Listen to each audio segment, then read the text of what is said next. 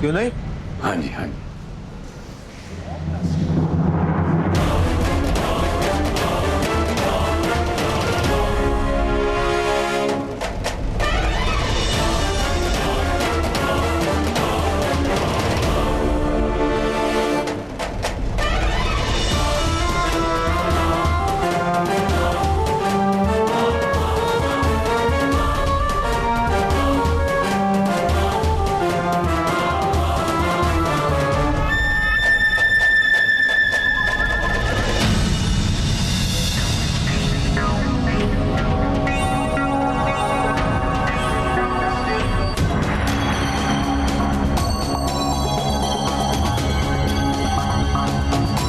जी मेरा मन बहुत घबरा रहा है।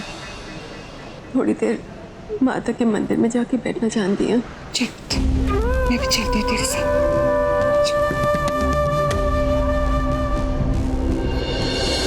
ये कौन सा नया स्यापा है? मैं तो कहता हूँ यहाँ से भाग चलते हैं। इससे पहले के जूते मार के हमको यहाँ से भगा दे। ये इज्जत का मजाक नहीं बनाना मुझे। पीछा मनिंदर, अब ऐसे भी वो अपशक्नी अगर मर गई ना तो सारा स्यापा ही खत्म हो जाना है। शायद इसलिए मेरे हाथों से बच गई वो। शायद ऊपर वाला चाहता था ये पाप मेरे हाथों ना हो।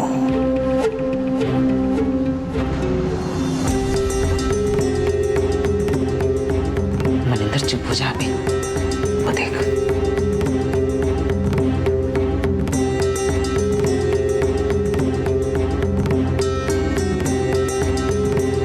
अजीब, ये क्या हो रहा है? कुछ समझ में नहीं आ रहा है।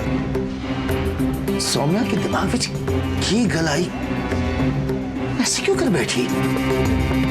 इससे पहले तो उसने कभी ऐसा नहीं किया। अगर वो वहां जिंदगी और मौत से जूझ रही है और यहाँ आप लोग रात भर परेशान हैं, कुछ समझ में नहीं आ रहा मुझे। जो हो गया सो हो गया, क्या ही कर सकते हैं। वैसे भी जब से ब्याह हुआ है रोज कुछ न कुछ तो हो ही रहा है। ओ जी, सौम्या की नानी को क्या हुआ?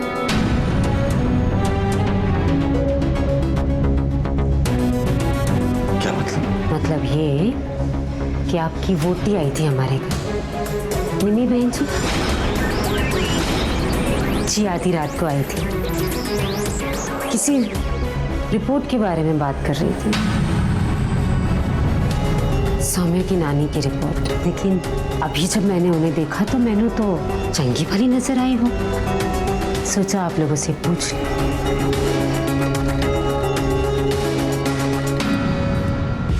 इस स्यापा की खबर मैंने नहीं दी माँ बेटी ने।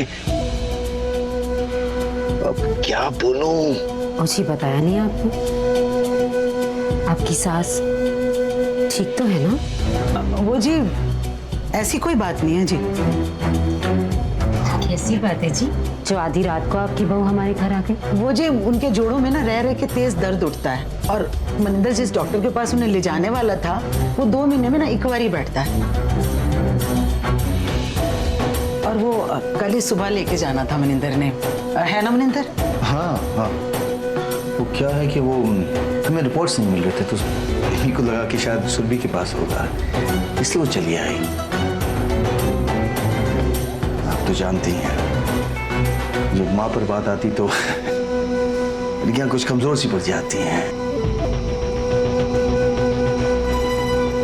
हमारी बात ही नहीं सुनी, चली गई वो। माफी चाहते हैं हम। कोई बात नहीं जी, मैं हरमन के बाबूजी से कह के किसी अच्छे बड़े डॉक्टर से अपॉइंटमेंट दिलवा दूंगी। ऐसी आधी रात को एक गांव से दूसरे गांव सफर करना अजी ठीक नहीं है, वो भी अकेले। जमाना खराब, ध्यान तो रखना ही पड़ता है। जी हाँ। ध्यान रखो जी।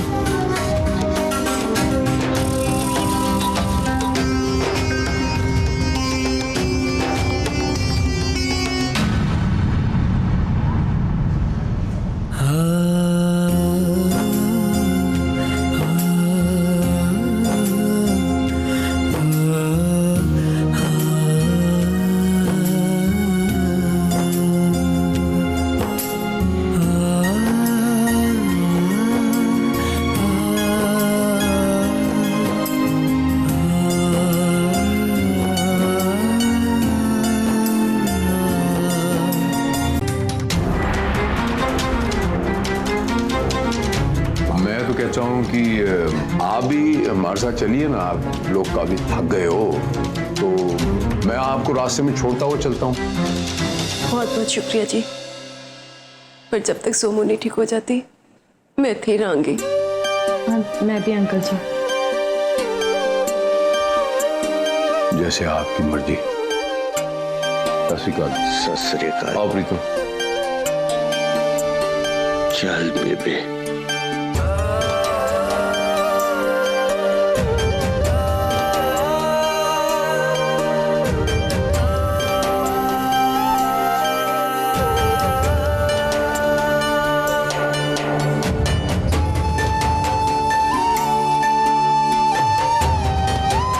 मम्मी डोंट वरी, इसको कुछ नहीं होगा, प्लीज।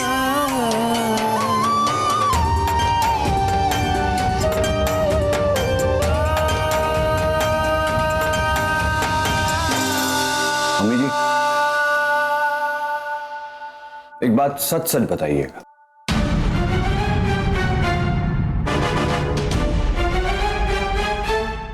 आप ये आंसू मेरी वोटी के लिए बहा रही हैं या फिर इसलिए बहा रही हैं कि आपने बहुत देर से चाय नहीं पी?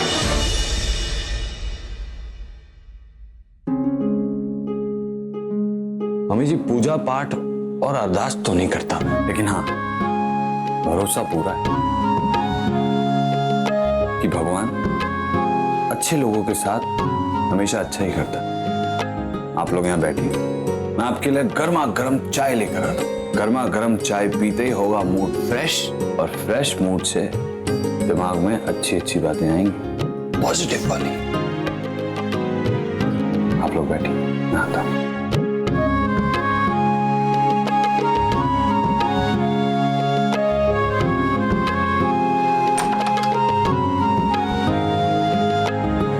सुनिए, नीचे मेडिकल स्टोर से ये दवाइयाँ ले आइए। मैं अभी लेकर आती हूँ। मम्मी आप बैठो।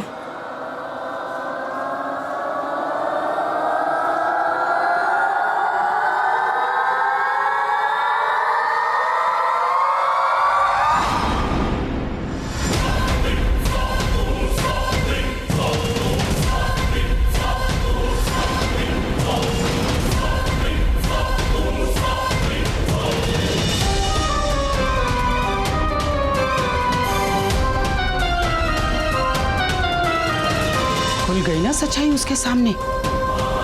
क्या किया उसने? अब तुम क्या चाहती कि दुनिया के सामने भी उसकी सच्चाई खुल जाए और निकाल ले उसकी जान जो बची हुई है? निम्मी, अभी भी कुछ नहीं बिगड़ा है। भेज दो मेरे साथ उसे।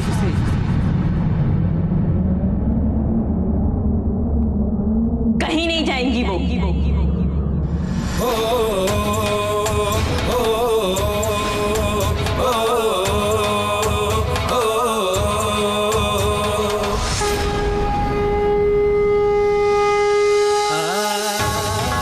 तुम्हारे साथ नहीं जाएंगे। आज नहीं, कल नहीं, कभी नहीं। अब तक मम्मी अकेली थी, अब मैं हूं उनके साथ, सोमुदी की ढाल बनके। उन तक पहुंचने से पहले ना किसी को भी, मतलब किसी को भी मेरा सामना करना होगा। अब तक माँ थी, अब तू भी आ गई है उसके जिंदगी में ग्रहण बनकर। अगर मैं अपने पे आ गई ना तो कहीं तुम पर ग्रहण ना बन जाए। सोचना भी मत कि मेरी सोमुदी को तुम अपने साथ ले जा सकती हो। ये बताओ, खुद जाओगे यहां से या फिर सिक्योरिटी को बुलाओ?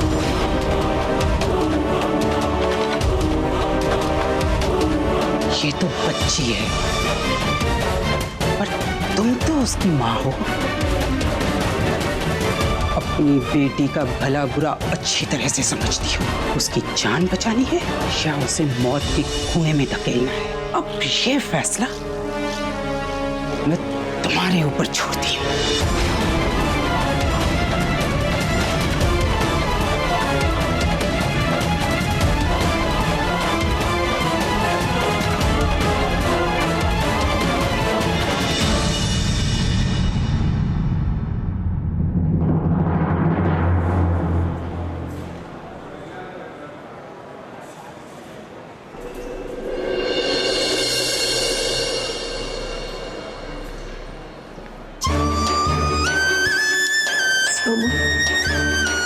कर, आंखें खोल।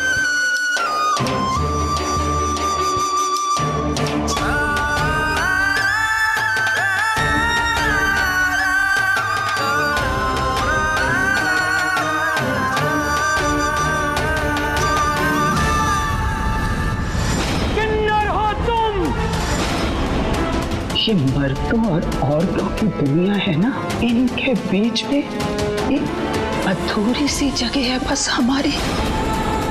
पर अफसोस इस दुनिया ने